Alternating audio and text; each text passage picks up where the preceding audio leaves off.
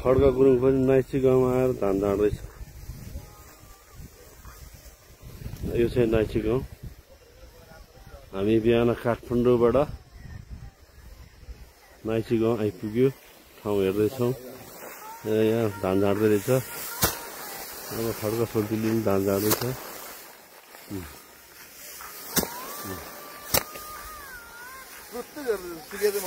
नि मजाले एक सर्टमै झर्दैछ हौ।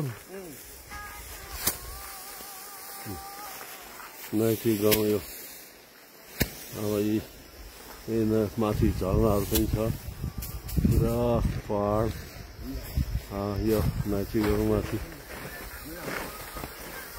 अब यता चाहिँ धान झाड्दैछन् साथीहरूले।